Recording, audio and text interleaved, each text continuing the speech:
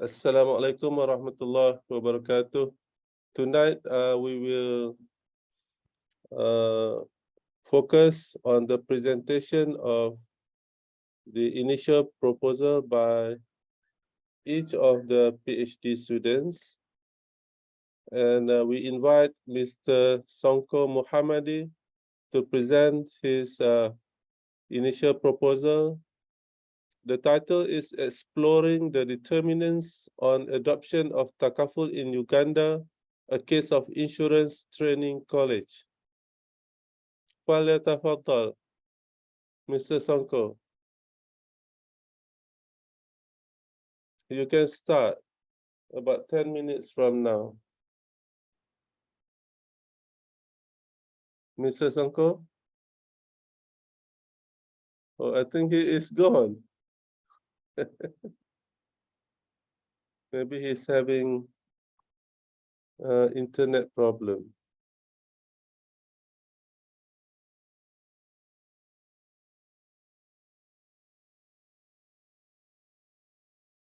While waiting for Mr. Sonko, let us invite another PhD student to present the initial proposal.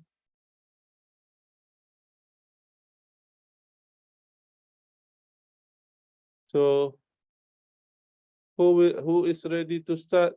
You can go ahead and present.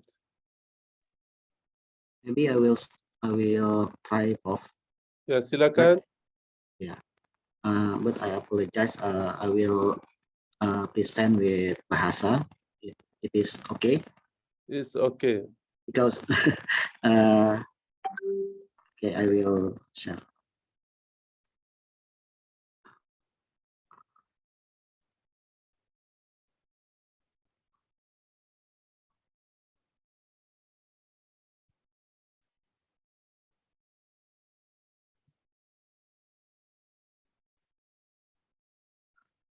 Okay. Bismillahirrahmanirrahim. Assalamualaikum warahmatullahi wabarakatuh. Waalaikumsalam warahmatullahi wabarakatuh. Ini adalah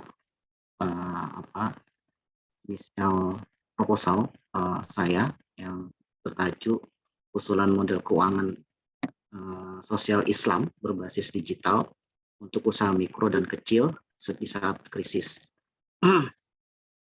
Tajuk ini saya berikan karena banyak sekali usaha kecil, usaha mikro dan kecil itu yang sangat berpengaruh pada saat di COVID. Jadi latar belakang yang saya list background dari tajuk yang saya usulkan, yang pertama tadi pandemi COVID mempengaruhi ekonomi Indonesia. Yang kedua, pandemi mempengaruhi UMKM atau usaha kecil dan mikro dan kecil.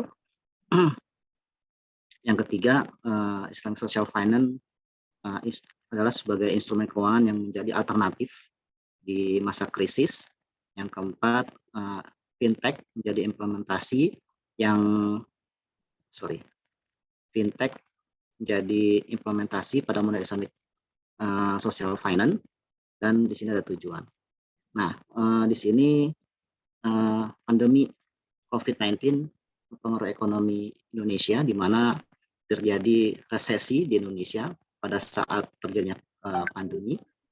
Menurut Badan Pusat Statistik, di kuartal kedua itu mengalami luar biasa, menjadi minus 5,32% untuk pertumbuhan ekonomi di Indonesia, dan berangsur-angsur memulih di saat ini gitu ya. Nah, menurut Suryadi, Al-Izzati dan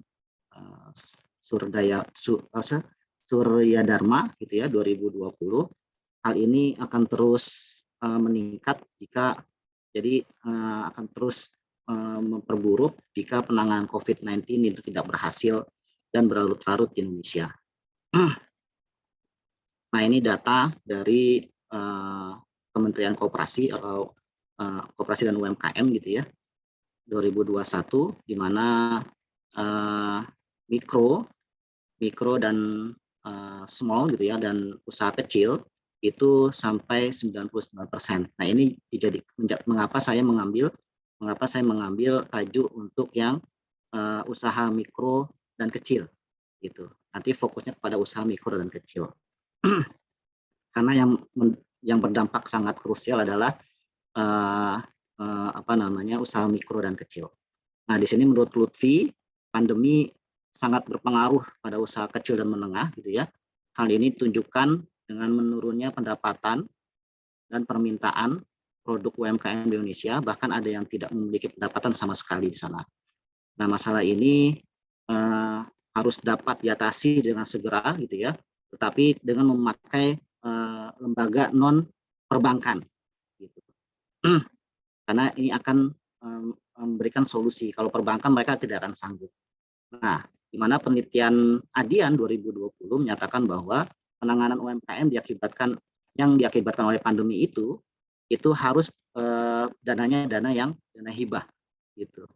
Dana hibah dan tidak melalui dana hutang bank.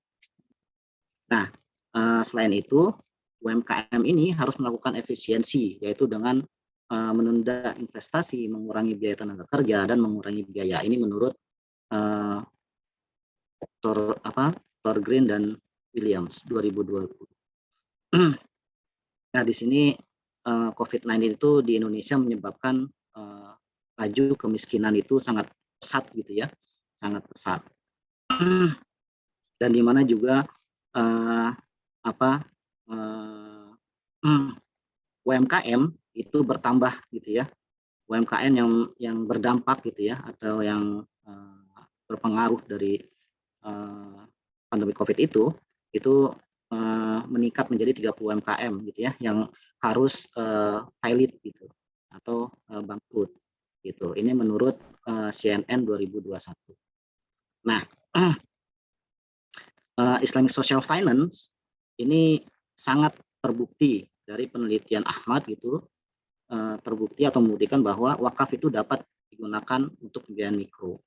Penelitian Mahadi, Zain, dan Ali 2019 menunjukkan bahwa Islamic Social Finance itu mempunyai dampak positif pada perbankan syariah dalam mengoptimalkan pada pelayanan penyaluran dana kepada nasabah. Nah, selain itu juga penelitian si Bayinah gitu 2017 menunjukkan bahwa zakat memiliki pengaruh yang signifikan terhadap perbankan syariah gitu ya, sehingga lembaga ini memberikan kontribusi terhadap pertumbuhan ekonomi baik dalam jangka waktu pendek maupun jangka waktu panjang dengan fluktuasi yang bervariasi dari tahun pertama.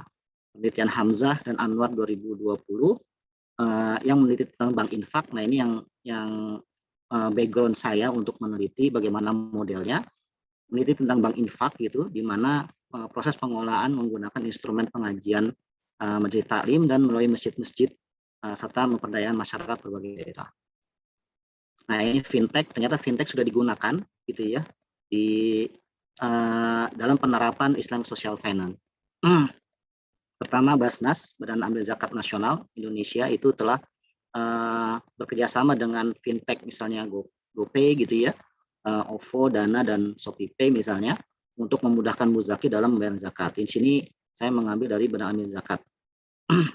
Selain itu ada dana infak sodakoh juga sudah dilakukan secara digitalisasi antara lain di Dana gitu ya, Link Aja, Gojek, Tokopedia, dan Bukalapak. Di sini saya mengambil dari penelitian Damelido 2020.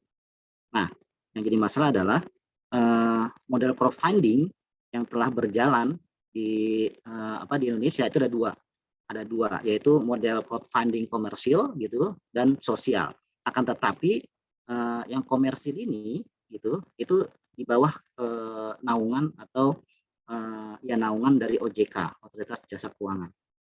Akan tetapi untuk yang fintech crowdfunding berbasis sosial itu tidak punya payung hukum yang jelas gitu, yang baik, tidak sebaik yang komersil gitu. Ini dari penelitian ULIA 2019. Nah, tujuan dari penelitian ini adalah yaitu memilih model Islamic Social Finance berbasis digital yang terbaik gitu. yang terbaik untuk memulihkan UMKM atau UMK pada masa pandemik atau krisis. Di mana motivasi pembiayaan akan diperoleh melalui model Islamic Social Finance dengan konsep tabaru. Jadi nanti modelnya itu adalah model tabaru dengan mengandalkan fintech. Jelas fintech nanti ada. Nanti akan saya kasih modelnya. Penelitian ini ingin melanjutkan dari penelitian Askarya 2021, di mana hasil penelitian beliau gitu ya menunjukkan bahwa Islamic Social Finance dengan instrumen khususnya zakat, infak, dan sodako dapat membantu pemerintah dan perekonomian untuk pulih dari krisis. Gitu.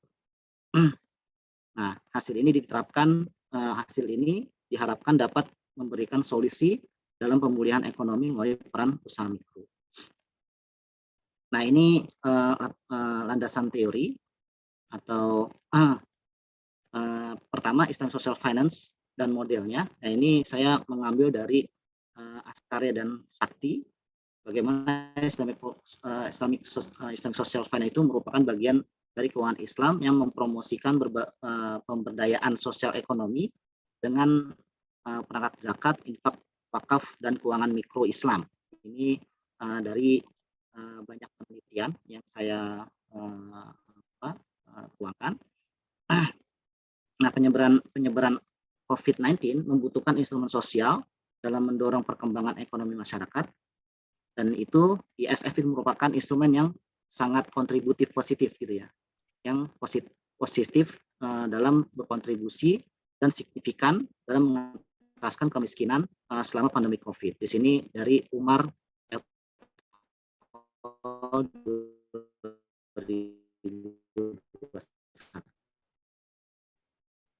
Nah, ini kriteria yang akan kita ajukan gitu ya. Dan ini juga saya ambil dari penelitian Askarya dan Sakti 2019, di mana kriteria Islamic Social Finance itu kriterianya yaitu adalah kepatuhan gitu ya, atau dan infrastruktur gitu. Kepatuhan, infrastruktur, penerapan, dan tujuan dari Islamic Social Finance itu tersendiri. Nah, ini pengertian dari Islamic Social Finance gitu, di mana menurut Kinston dan Rosenbund 2020 mendefinisikan bahwa finansial teknologi merupakan teknologi yang menyediakan produk keuangan dan layanan keuangan yang digunakan untuk pasar keuangan. Fintech dalam penerapan itu menggabungkan antara e-finance, internet, layanan jaringan sosial, media sosial, dan sebagainya. Nah, di sini penelitian terdahulunya penelitian terdahulunya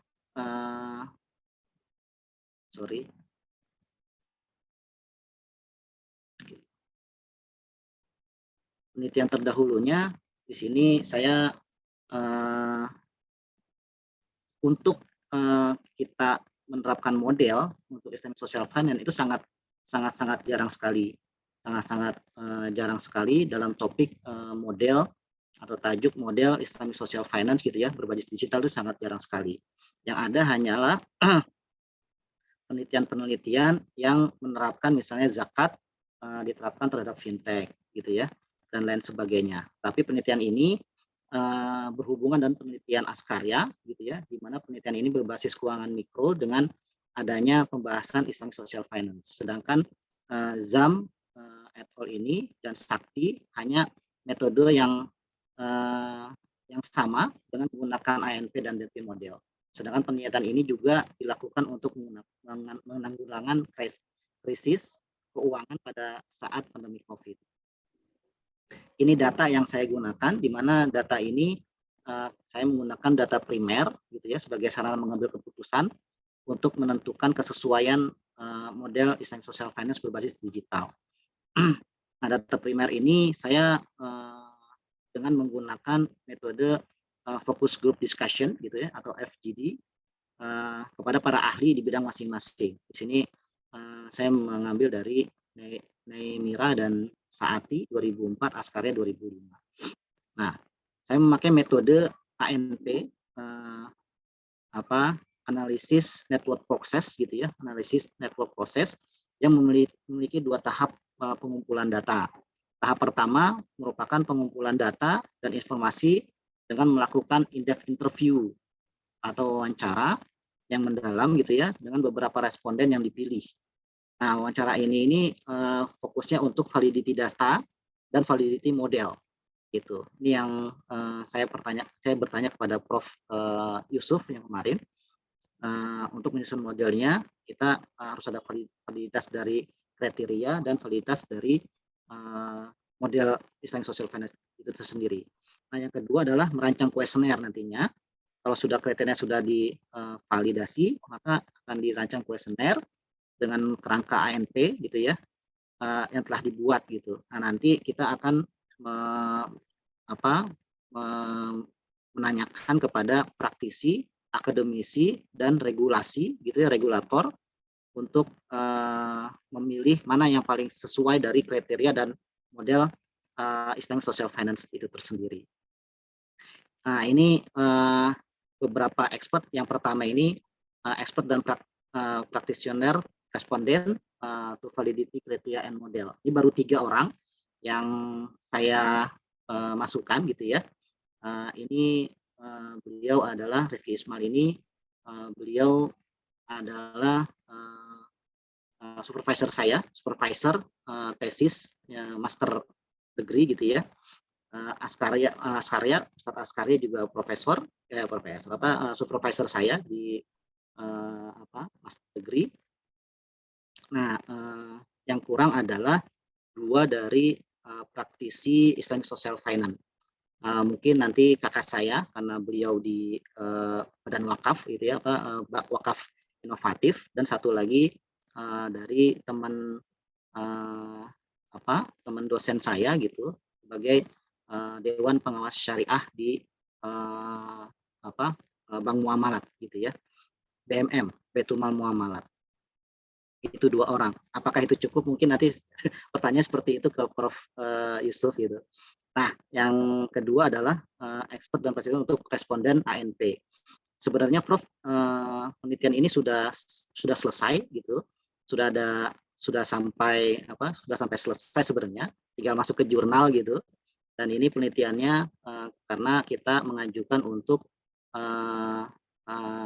grant research gitu, tinggal masuk ke jurnal, tetapi saya tahan untuk disertasi saya. Nah, ini metodologi yang saya jalankan untuk menggunakan ANP, di mana nanti kriteria itu saya ambil dari literatur review dan focus group discussion gitu. Nanti akan divalidasi di focus validity kriteria dan kriteria dan modelnya di focus group discussion.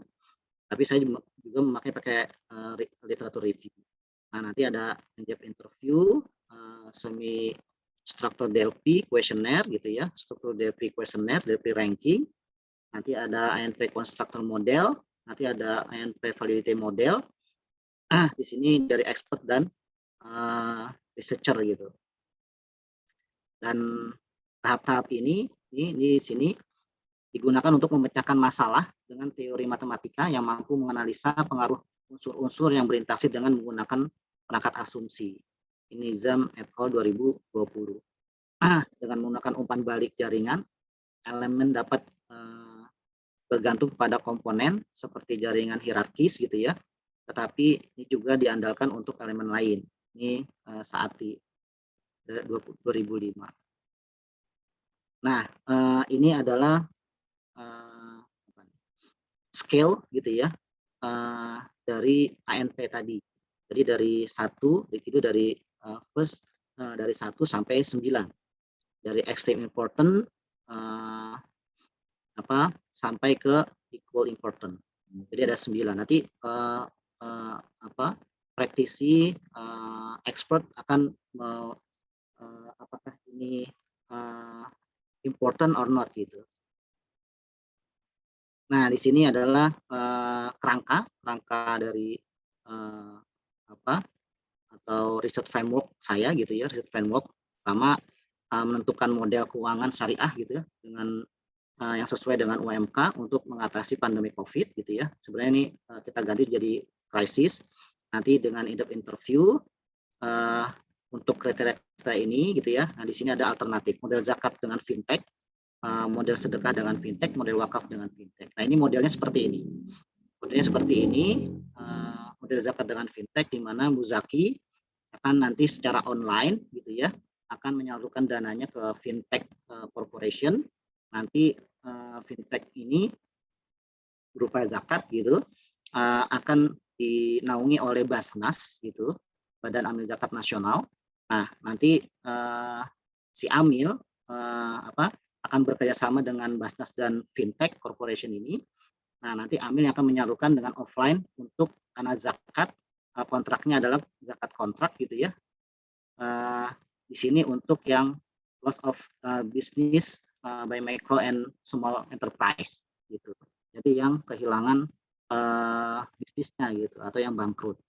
Nah, yang kedua model sedekah dengan fintech gitu.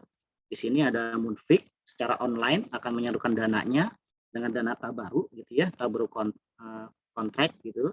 Nah, di sini nanti akan karena dia zakat dan sedekah itu sama, maka sama juga ini Basnas gitu. Tetapi nanti penanganannya oleh kelas atau BPS institution. Nanti ada dua kontraknya yaitu hibah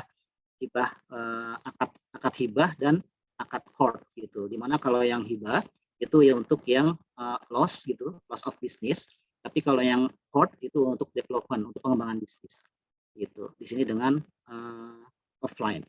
Nah, yang menarik adalah model wakaf dengan fintech gitu ya, di mana si wakif ini itu akan menyalurkan dananya ke fintech corporation ini atau mitra nazir gitu. Di sana ada Basnas dan BWI, Badan Wakaf Indonesia gitu. BWI akan membawahi nazir gitu. Basnas akan membawahi fintech.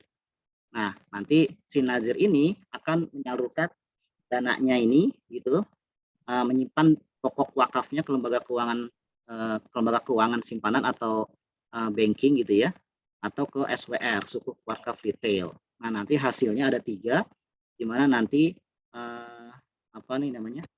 kalau yang hibah itu untuk yang loss business gitu. Kalau untuk yang court gitu, court di sini ada untuk yang development gitu, untuk micro and small enterprise, dan ada yang coupon court itu infrastruktur gitu. Nah, ini struktur model menggunakan ANP model gitu. Di mana di sini kita sudah membuatnya. Ini nanti goals-nya ini, nanti alternatifnya ini dan kriterianya ini. Di mana ada compliance, di sini ada compliance, ada syariah compliance kriterianya, ada regulatory strength strengthening gitu ya, ada social law, ada stakeholder policy. Nah, SME recruitment, di sini ada business mentoring, ada easiness in loan application, ada flexible loan payment, ada accommodating collateral option gitu ya, infrastruktur, ada easy of access, ada report transparency, ada institutional image, ada institutional networking, Islamic social finance purpose gitu. Satu, educational for SME actor, ada alternatif during the pandemic, ada social welfare, ada economic welfare. Nah, nanti alternatifnya zakat model with fintech, sedekah with fintech, ada wakaf model with fintech. Oke, mungkin itu dari saya. Assalamualaikum warahmatullahi wabarakatuh. Waalaikumsalam warahmatullahi wabarakatuh.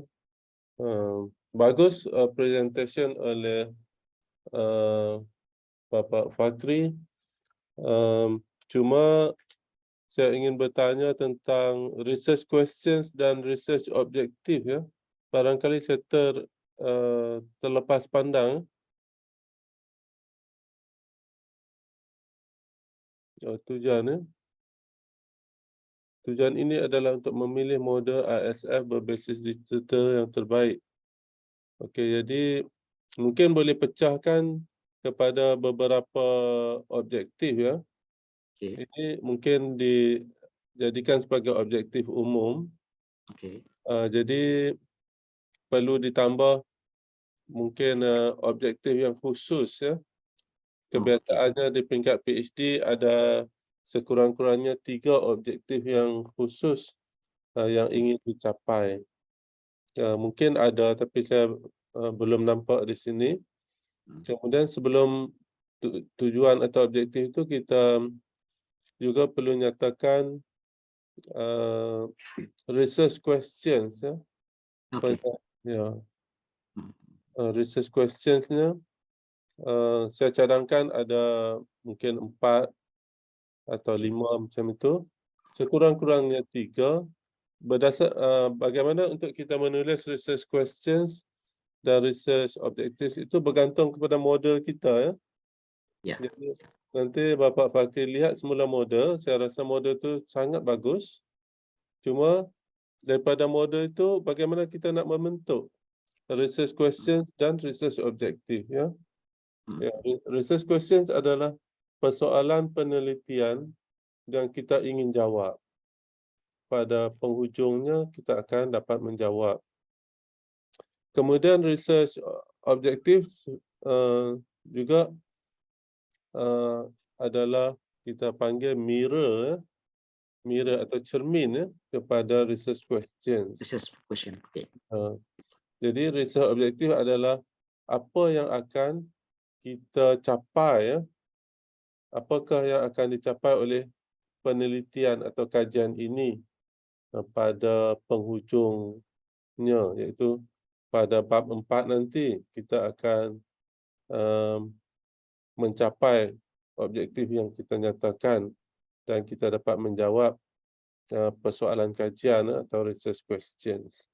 Jadi bagi saya cukup bagus, cuma itu yang perlu dijelaskan dengan lebih jelas lagi lah. Siap. Terima kasih banyak, Prof. Ya, terima kasih. Bagus Bapak Fakri. Tahniah. Minggu lepas saya kurang jelas apa yang hendak dinyatakan oleh Bapak Fauzi. Mungkin Bapak Fauzi boleh coba present lagi sekali supaya saya dapat lebih jelas ya. Nanti Bapak Fauzi bersedia untuk present lagi sekali ya, boleh? Ya, insyaallah Prof. Ya, insyaAllah. Setelah nanti teman-teman presentasi insyaallah. Now we invite our brother Songko Muhammadi to present his initial proposal. At first you were ready to present, Mr. Songko, but then you left the meeting. Now we invite you back to present. Tafadhal. You can start your presentation. You can share your slide first.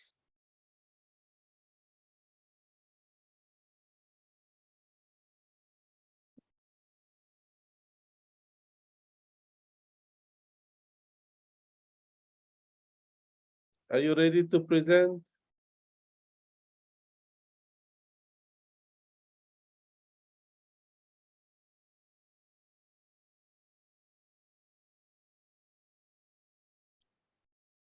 Mr. Songko, are you ready to present?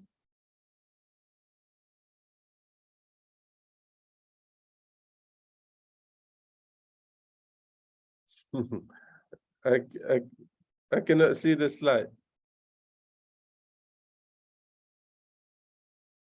Mr.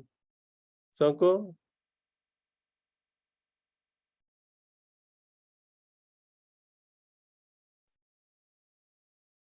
Okay. If not, Bapak Fauzi, could you try again? Maybe I missed your points last time. I'm still trying to figure out how to measure the objectives, how to measure the proposed framework that you proposed last time. Maybe inshallah I will try harder this time. Can you present again? Yes, baik Prof, saya akan share.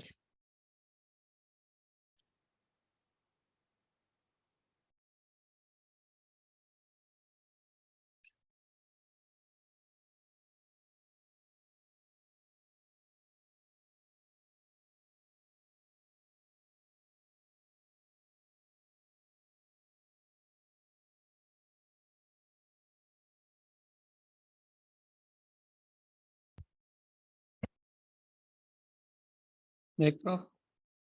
Assalamualaikum warahmatullahi wabarakatuh.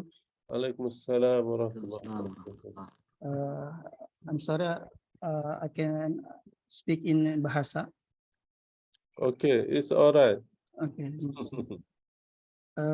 Pada dasarnya, Prof. dan teman-teman sekalian, Bank Wakaf Mikro ini adalah produk baru dari pemerintah Indonesia melalui OJK, Otoritas Jasa Keuangan. Memang secara teoritis istilah bank wakaf ini bukan merupakan sebuah bank wakaf secara komersial, Prof. Jadi tidak besar, hanya saja memang di bawah Baitul Mal Watamwil BMT. Jadi secara dasar hukum adalah koperasi. Secara dasar hukumnya koperasi, yaitu lembaga keuangan mikro syariah. Kemudian secara operasional karena memang ini berbasis syariah, maka digabungkanlah melalui operasional bank Baitul Mal Watamwil yang berada di setiap pondok pesantren, Prof. Indonesia itu kan banyak pondok pesantren, hanya saja peran dalam hal pengembangan ekonominya masih sangat minim, Prof, di Indonesia. Jadi hanya sebatas melahirkan santri dan santri, tapi untuk bagaimana peran impact-nya itu memang instrumentasi dari OJK ini melibatkan pondok pesantren itu sebagai dasar mempercepat peran ekonomi syariah di garis bawah, istilahnya di masyarakat. Nah, karena kita ketahui bahwa kultur ekonomi Islam atau ekonomi syariah di Indonesia itu adalah modelnya dari bawah, berbeda dengan di Malaysia barangkali begitu. Inilah yang istilahnya terobosan-terobosan atau cara-cara ikhtiar lah. Jadi ikhtiar supaya percepatan ini dimanfaatkan semua jaringan gitu. Jadi oleh sebab itulah Bank Wakaf Mikro ini memang secara definisi bukan dikatakan rancu ya, artinya secara proses barangkali nanti dalam jangka waktu panjang memang melibatkan badan wakaf itu sendiri, badan wakaf khususnya BWI gitu. Tapi ini dalam fase yang sangat minim, mikro gitu, Prof. Sehingga memang prosesnya sejak 2017 sampai sekarang itu baru 62 unit dari ratusan ribu pondok pesantren yang ada di Indonesia. Jadi memang ini sebagai pilot project lah pendekatannya. Nah, waktu tesis saya yang kemarin itu memang ada banyak aspek karena memang kualitatif, ada sedikit kelemahan penguatannya kepada instrumentasi ataupun validitas untuk bukan hanya kepada nasabah, tetapi juga kepada pengelola. Ada pengelola, manajer, ada pengawas, ada pengawas syariah, kemudian juga ada istilahnya itu pemerintah. Dalam hal ini ada ada tokoh masyarakat, ada kementerian, departemen koperasi, kabupaten kota. Inilah yang menyebabkan kehati-hatian stakeholder yang kepentingan untuk menjaga agar konsistensi Bank Wakaf Mikro ini berjalan walaupun pelan begitu, Prof. Tapi memiliki dampak yang ya istilahnya tidak mimpi besar begitu, tapi memberikan dampak yang real terhadap masyarakat pondok pesantren. Dan kita ketahui, Prof, bahwa salah satu musuh terberat di sekitar pesantren itu adalah rentenir, Prof. Rentenir itu istilahnya lintah darat atau yang bunga berbunga gitu, Prof. Itulah salah satu yang menghadirkan bahwa jangan-jangan pondok pesantren di Indonesia itu berdiam, istilah sekitarnya itu bergelimang dengan bunga atau lintah darat lah. Inilah yang intens saya atau komitmen saya bahwa jangan sampai tahu tapi tidak tahu gitu, Prof. Itulah yang menyebabkan bahwa komitmen saya untuk pendekatan ini barangkali melalui Bank Wakaf Mikro ini impact dari kesejahteraan secara ekonomi, kesejahteraan sosial dan juga aspek yang lain yang saya bangun terhadap 4 kriteria yang kemarin itu, Prof. Ini yang berdasarkan tujuannya. Kalau secara kinerja ini, Prof, memang kita akui secara ini data September ini, Prof, bertanggal kemarin tanggal 13 September ini menunjukkan kinerja yang cukup baik secara performance apa istilahnya dari kumulatif dari keuangan secara kumulatif, kemudian pinjaman secara kumulatif, dan juga peningkatan adanya jumlah kungfi ini meningkat, walaupun secara jumlah bank wakaf mikro ini dari selama 5 tahun ini hanya meningkat 2 unit ini, Prof. Jadi kelambanan ini merupakan menjadi kendala, bisa jadi ketidaksiapan dari pondok pesantren sendiri, Prof. Karena memang untuk menyediakan sumber daya di Indonesia khususnya yang fokus kepada pengelolaan keuangan mikro atau syariah itu masih kendala, dan saya rasa itu masih secara umum masih dihadapi oleh keuangan syariah di Indonesia gitu, Prof. Iya. Kemudian inilah yang menyebabkan pembeda lah istilahnya, pembeda dengan penelitian saya kemarin ataupun beberapa penelitian tentang bank wakaf mikro yang sudah dilakukan di beberapa pesantren, tetapi itu bersifat parsial, Prof. Artinya satu pondok pesantren dilihat dari aspek kelayakan usaha, satu pondok pesantren dilihat dari aspek keuntungan, manfaat ekonomi yang diterima oleh nasabah. Satu sisi ada yang bersifat bahwa peningkatan secara religius, artinya ibadahnya meningkat, puasanya meningkat, sering datang ke masjid gitu, Prof. Nah, itulah yang kemudian secara parsial saya melihat bahwa karena memang ini adalah secara umum baru 62, saya berani untuk mengambil sampel. Barangkali kalau dilihat dari ya jumlah bank wakaf mikro yang saya akan teliti itu sekitar 43, Prof, dari 62 se-Indonesia. Walaupun secara populasi itu masih didominasi oleh ada di Pulau Jawa, Prof. Karena memang populasi penduduk di Indonesia itu masih terkonsentrasi di Pulau Jawa, terutama pondok pesantren yang masih menggunakan atau istilahnya membuka layanan Baitul Mal wa Tamwil gitu, Prof.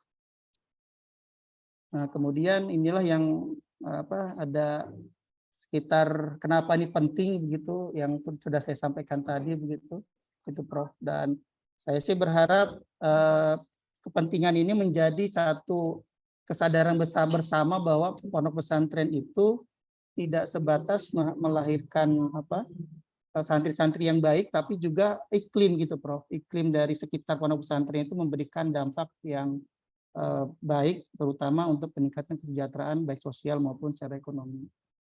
Itu, Prof. Nah, jadi ada yang sudah saya sampaikan, oleh sebab itu saya minta pendapat ke Prof itu terkait dengan memang kalau yang lalu tesis saya mengambil ada sekitar 4 parameter, Prof, ya, terkait dengan design thinking begitu. Saya berusaha. Kalau tesis yang terdahulu menggunakan kaedah kualitatif, ya? Betul, Prof, kualitatif. Kemudian istilahnya in-depth interview. Kemudian itu dilakukan selama 3 bulan, 1 bulan itu COVID ya, masih COVID, jadi saya berhadapan dengan nasabah, kemudian dengan supervisor, dengan manajer gitu. Nah, itu wawancara in-depth sampai saya datang ke mereka. Jadi datang ke nasabah itu bagaimana kondisi mereka, apakah mereka membutuhkan, apakah mereka masih berhubungan dengan rentenir, sampai kemudian acara halmi. Halmi itu adalah halako mingguan gitu, Prof. Jadi mingguan itu mereka itu mengembalikan pinjaman. Satu kelompok, setiap orang atau kelompok itu wajib mengembalikan pinjaman. Jadi istilah kalau orang pada umumnya itu arisan gitu, Prof. Jadi pertemuan itulah untuk mereka hadir, kemudian mereka menyampaikan kendala-kendala dalam usaha, dalam berbisnis dan mengembangkan usahanya. Tapi di lain sisi juga ada kegiatan yang bersifat religi tadi, ada baca yasin, kemudian pengajian, ya, kemudian ada kayak semacam seni marawis begitulah untuk bisa menghibur mereka barangkali selama usaha tidak ada satu kegiatan yang bisa menghibur gitu Prof. Jadi saya berusaha untuk mengembangkan ini semata-mata melihat apakah benar sih kinerja Bank Wakaf Mikro ini bisa menjawab yang tadi yang pertama adalah terkait dengan dia sebagai social agent-nya, karena memang dia Bank Wakaf Mikro ini adalah diamanati sesuai dengan ketentuan ada sebagai social agent. Kemudian juga bagaimana peran di pondok pesantren karena memang menyatu dengan pondok pesantren gitu Prof. Yang ketiga adalah bagaimana upaya untuk bisa memberdayakan secara ekonomi gitu. Nah, kemudian yang keempat adalah bagaimana secara bisnis manajerialnya itu nasabah itu bisa dipandu atau dibina atau didampingi. Jangan-jangan yang waktu temuan yang saya amati memang masih lebih banyak bahwa Bank Wakaf Mikro ini masih kecenderungan sama dengan penyalur pinjaman saja, Prof. Jadi hanya ada pinjaman lunak, tidak ada jaminan, istilahnya tidak ada bagi hasil, hanya biaya administrasi 3% itu per tahun. Jadi sangat mudah dan sangat murah. Hanya saja ketika pas sudah pencairan, itu kendalanya masih minimnya untuk pendampingan bisnis, pengelolaan bisnis.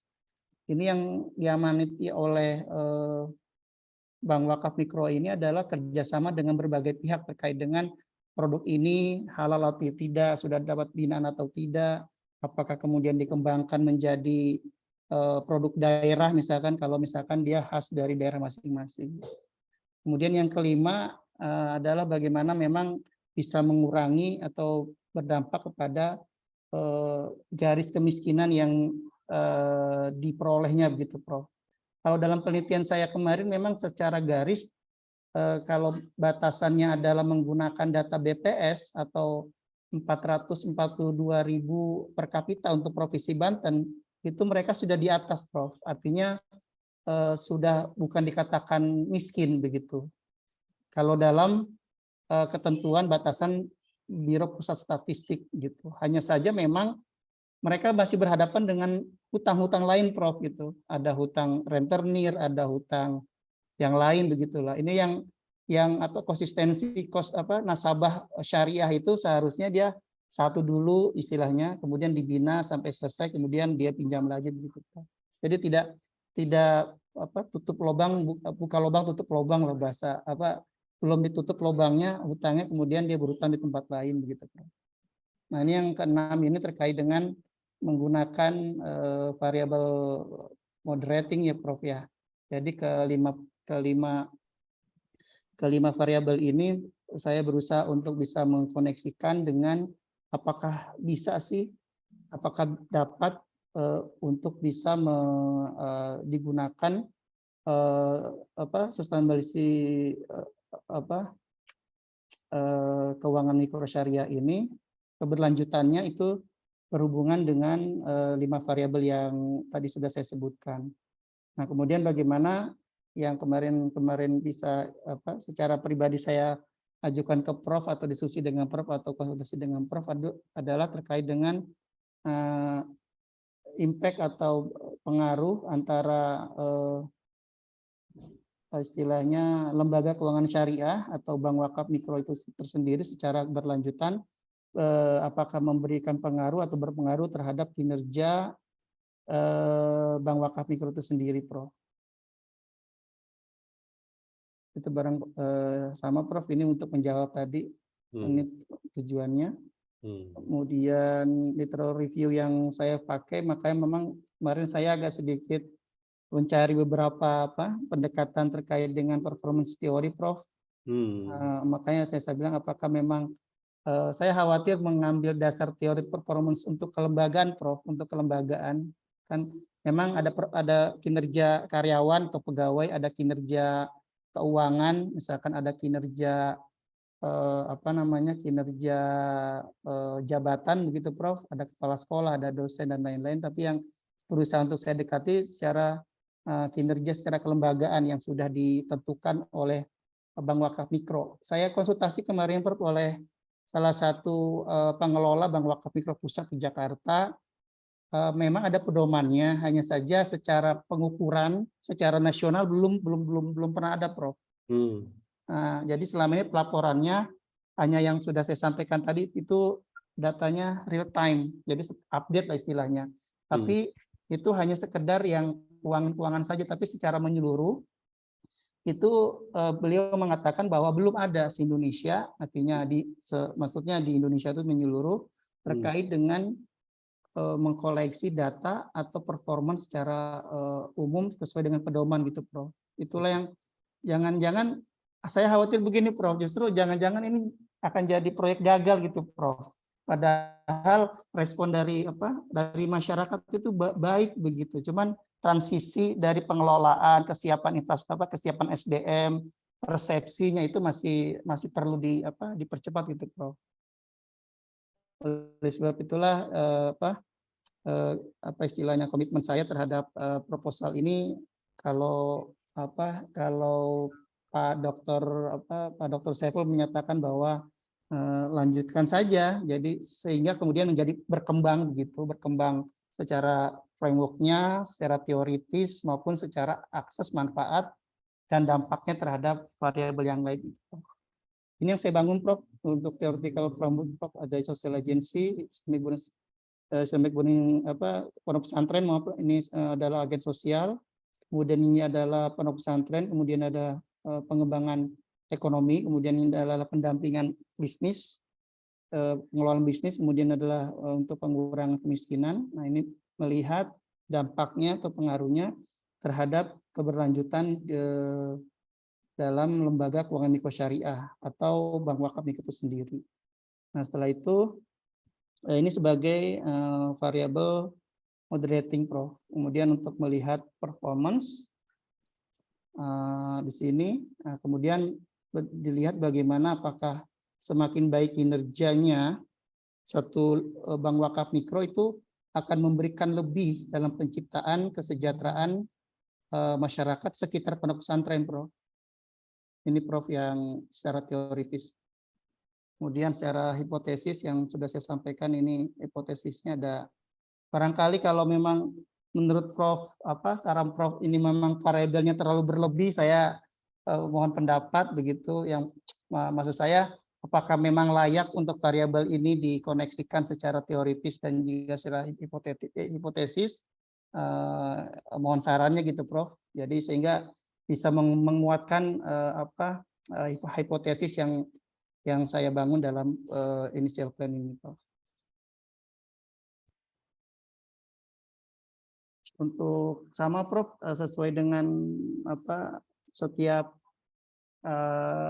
kuliah Prof melalui YouTube yang saya perhatikan, memang kecenderungan untuk bisa belajar kuantitatif cenderung lebih bukan lebih mudah, artinya lebih bisa menjawab sesuai dengan apa yang kita inginkan, terutama untuk berhadapan dengan customer atau nasabah bank wakaf itu sendiri Prof.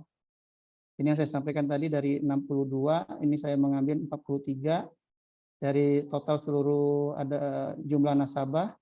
Jadi secara menggunakan rumus formula Slopin, ini adalah 400 responden yang berada di 5 provinsi Prof se-Indonesia. Aceh ini di bagian Sumatera Prof, Banten, Jawa Barat, kemudian Jawa Tengah dan Jawa Timur ini berada di Pulau Jawa Prof. Kemudian ini terkait dengan variabel dan indikator yang saya bangun berdasarkan beberapa pendapat atau beberapa hasil penelitian yang terdahulu. Barangkali demikian Prof. Assalamualaikum warahmatullahi wabarakatuh. Waalaikumsalam warahmatullahi wabarakatuh. Pembentangan yang bagus dari Bapak Fauzi. Cuma saya nak tanya, Bapak Fauzi semasa S2 menggunakan kaedah kualitatif ya, Ya benar Prof, saya menggunakan kualitatif, pendekatan design thinking Prof. Cumanya sekarang kenapa tidak terus dengan kaedah kualitatif sahaja? Cuma kita tambah lagi objektif kan? Kita tambah lagi objektif, tambah lagi kepada research question dengan research objektif, dan saya fikir, apa pandangan Bapak Fakri? Saya fikir apa yang ingin dicapai oleh kajian Bapak Fauzi ini boleh digunakan kaedah kualitatif. Saya fikir lebih sesuai dengan kaedah kualitatif. Mungkin boleh juga guna kaedah yang sama seperti Bapak Fakri, iaitu menggunakan misalnya, Analisis network proses. iya, kaedahnya sama saja, tapi konteks kajian itu berbeza. Saya cadangkan begitu. Saya cadangkan tidak usah guna kaedah kuantitatif, ya. Tidak usah gitu. Nanti jadi semakin susah, ya. Sebab sudah biasa dengan kualitatif, teruskan saja, mungkin boleh improve lagi kaedah itu, ya. Saya nampak sudah bagus. Cuma itulah saya fikirkan, last week saya fikirkan apakah metod yang sesuai, ya. Jadi malam ni Allah ilhamkan saya metod kualitatif. Wallahu a'lam kan. Saya fikir kalau nanti bincang dengan Bapak Fakri, mungkin kaedah seperti kita kata focus group, ya, kaedah seperti expert interview. Maksudnya kita akan pilih expert yang dalam bidang ini. Ya, mungkin mereka dalam bidang amali, maksudnya mereka yang tinggal di pesantren, mereka yang terlibat dengan bank wakaf, untuk kita dapatkan maklumat-maklumat. Jadi kaedah yang saya rasa sesuai, saya rasa macam Bapak Fakri sebut tadi, iaitu focus group, ya, kita identify siapakah expert dan kita tanyakan soalan-soalan berdasarkan kepakaran masing-masing. Daripada situ kita akan record dan kita buat transcription, dapatkan transcription dahulu, lepas tu kita analyze daripada jawapan itu untuk menjawab research question dan research objektif tadilah. Bapak Fakir, sesuai atau tidak kalau guna macam apa ANP tadi, sesuai atau tidak untuk Bapak Fauzi? Apa Uh, ya, jika dipergunakan untuk semacam final decision atau decision maker gitu, ya itu sangat bisa. Contoh misalnya, apakah wakaf apa tadi, wakaf tadi gitu ya, model wakaf tadi itu bisa sesuai dengan pesantren misalnya. Nah itu bisa menggunakan ANP itu. Atau apa, bagaimana struktur yang ideal misalnya dari dari wakaf tadi gitu ya, wakaf produktif tadi di pesantren gitu. Nah itu bisa gitu, asal nanti interviewernya itu adalah expert di bidang wakaf tersebut atau di pesantren tersebut, atau praktisi yang menggunakan wakaf tersebut, itu bisa. Mungkin kalau Bapak Fauzi share semula tadi, kerangka teori yang terakhir ya, mungkin perlu diubah suai ya.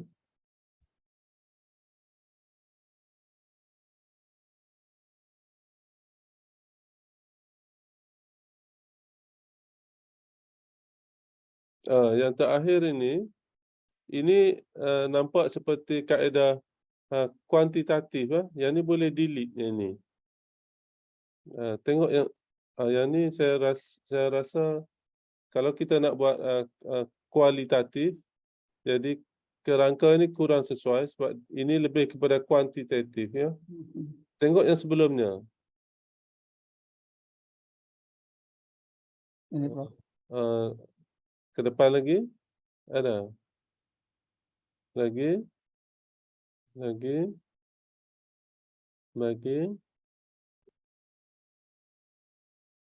Yang depan lagi ya, move forward ya. Oh. Ini Prof. Lagi. Oh, sudah habis. Sini ya. Business method, okey. Forward ya, move forward. Okey, stop. Sini. Mungkin yang ni boleh diubah suai ya. Yang ni mungkin boleh diubah suai. Supaya nampak macam lebih kepada kualitatif. Kalau sekali lihat ini lebih kepada bentuk kuantitatif ya. Apa cadangan Dr. Saiful dan Bapak Fauzi? Kita mahu membina framework ya yang sesuai dengan kualitatif.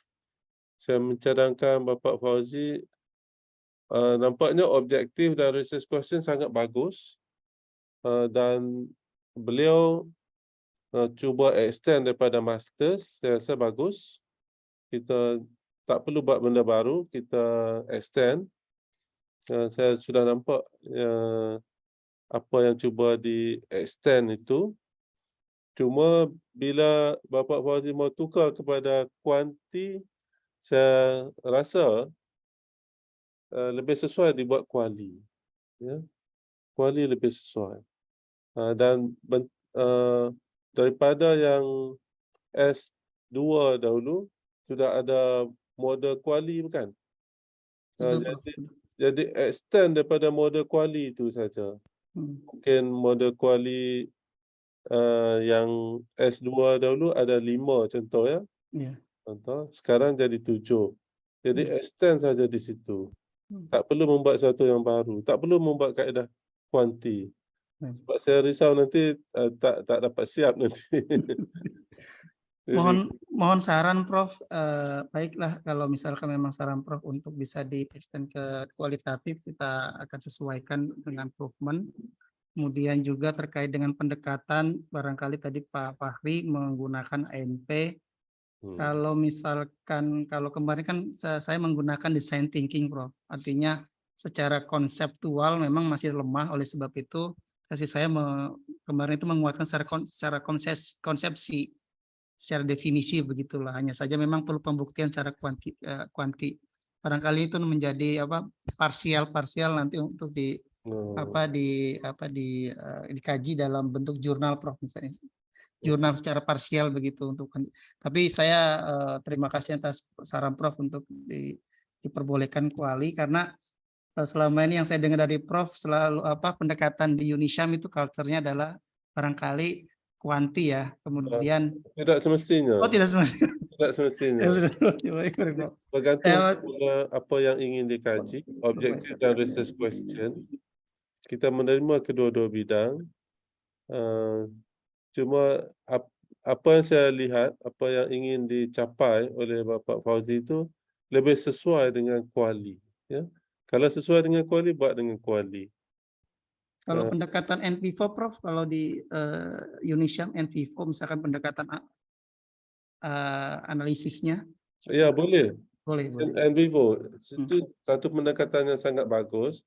NVIVO merupakan satu package ya, package yang mana boleh membuat tema, buat tematik, buat analisis kualitatif yang kita boleh susun ikut tema-tema yang tertentu. Jadi sesuai sekali NVivo digunakan untuk mencapai objektif kajian ini sebab performance itu dia ada dimension, seperti mana dimension tadi. Jadi dengan menggunakan NVivo kita insya-Allah akan dapat membentuk tema-tema, Okey, contoh tema ini poverty alleviation. Tema ini seperti mana yang kita nyatakan dalam saya nampak framework tadi. Cuma ubah framework tadi supaya nampak kuali. Bila kita ada arrow tadi itu kuanti. Sebab itu dari segi research dia panggil causality. Yang X mempengaruhi Y. Itu perlu dibuktikan dengan secara kuanti. Tapi research tidak semestinya kuanti. Ada research yang sesuai dengan kuali, ada bidang yang sesuai dengan kuanti. Saya sendiri pun ada membuat kajian yang kuali juga. Jadi bergantung kepada apa yang ingin dikaji lah. Jadi itu pandangan saya. Baik, Prof. Apa Terima kasih banyak, Prof. Apa pendapat Dr. Saiful? Jadi Bapak Fauzi cuba extend tesis daripada S2 ke S3 dan saya rasa bolehlah. Jangan buat benda baru, saya rasa. Guna metod yang sama dengan masters tapi kita improve lagi. Apa pendapat Dr. Saiful? Iya, Prof. Terima kasih. Metode yang digunakan Pak Fauzi ini metode design thinking ya, yang sebenarnya cukup bagus diperkenalkan untuk penelitian di dunia akademik. Karena kebanyakan memang digunakan untuk proyek di industri ya. Ya. Jadi selain memperkenalkan metodenya, juga bisa digunakan untuk memperkaya literatur di penelitian penelitian yang ekonomi syariah. Kebetulan saya juga punya buku tentang itu, Prof. Design Science Research Method. Bagus. Boleh share nanti ya. Saya pun ingin belajar juga Ya, karena memang ini kebanyakan dari engineering ya. Lebih pada bagaimana meng-create produk berbasis user requirement gitu. Nah, itu bagus. Bagus. Jadi kita boleh apply juga kepada bidang Islamic finance walaupun asalnya engineering, tidak ada masalah. Tidak ada masalah. Asalkan metod itu sesuai untuk kita menjawab research questions dan research objectives. Yang pentingnya nanti dalam bab 4 research findings itu kita dapat menganalisis maklumat itu, mungkin maklumat berbentuk kualitatif. Kita boleh menganalisis menggunakan NVivo. Asalkan kita boleh menjawab semula research questions dan research objective itu. Gitu ya. Jadi saya setujulah dengan Dr. Saiful. Jadi teruskan saja. Nanti Baik, Prof. Baik, Prof. boleh baca buku Dr. Saiful dan boleh merujuk juga ya. Sebab saya sendiri kurang arif kurang tahu tentang metod tersebut. Jadi saya pun ingin belajar juga, insya-Allah. Jadi teruskan ya. Boleh. Terima kasih, Prof. Terima kasih. Ya, sama-sama, insya-Allah. Miss, cuma kerangka itu, lihat semula kerangka yang dibuat semasa masters, semasa S2 itu, kemudian extend saja. Extend, kita kembangkan lagi Kita improve lagi, tambah lagi objektif, tambah lagi dimensions of performance, teruskan. Ya. Bagus. Now we are waiting for Mr. Songko. Mr. Songko from the beginning has been trying to present the initial proposal, but sometimes he's in, sometimes he's out. So are you in or out, Mr. Songko? If you're ready, you can start your presentation.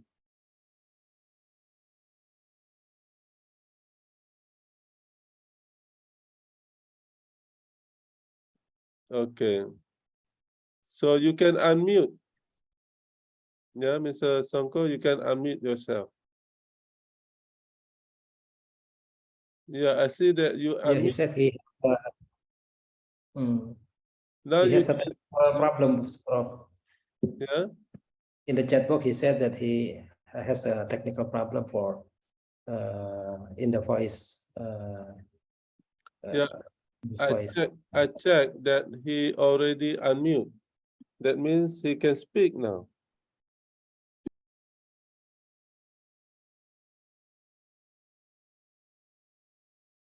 Mr. Songko, can you say something? Assalamualaikum.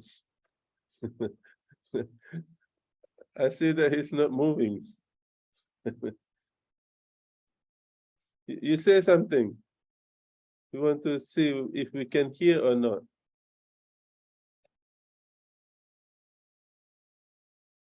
I think he's not ready. Yeah? He's having some technical problems. I don't know how to help. Yeah.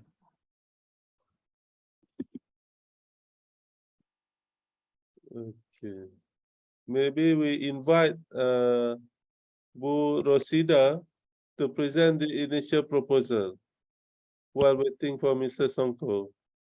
Bu Rosida, are you ready to present? Next week Prof, ini lagi di jalan dulu. Next week insya Allah I will present my initial plan. Okay, inshallah you present next week. Yes. Okay. While waiting for Mr. Songko, I would like to talk about the administrative matters. So the academic matters, inshallah, I'm trying my best to guide all of you step by step. Yeah? First, we want to pass the colloquium 1, right? That's what we are doing now. I'm trying to guide you to pass the colloquium 1. The colloquium 1 is similar to assignment 1. Okay, so you can try after presentation tonight, then try to submit. Yeah, Ms. Bapak Fauzi, try to change a little bit your concept, your framework, yeah, to look like more like qualitative, yeah, to look more like qualitative. And then you submit your assignment 1 because we want you to pass colloquium 1 this semester. Yeah. So that's what we are trying to do, step by step. First, pass colloquium 1, and assignment 2 is to help you to pass proposal defense. Next semester is your proposal defense, but we want to prepare early, right? So after this, inshallah, next week we'll start discussing the proposal defense. For proposal defense, you need to write chapter 1, chapter 2, and chapter 3. All right. So, inshallah, academic matters, I will try my best. Now, my concern is the administrative matters because the postgraduate center informed me that you have not registered this class, so that I cannot give you any marks yet. So the administrative matters, you need to contact postgraduate, the Postgraduate Management Center, PPS. So although you are in the class, but in the system, you are not in the class. Prof, Yes. last week actually I already asked to Mr. Pak. Maybe I stop recording. We finish our class. So now we discuss the administrative matter. Assalamualaikum warahmatullahi wabarakatuh.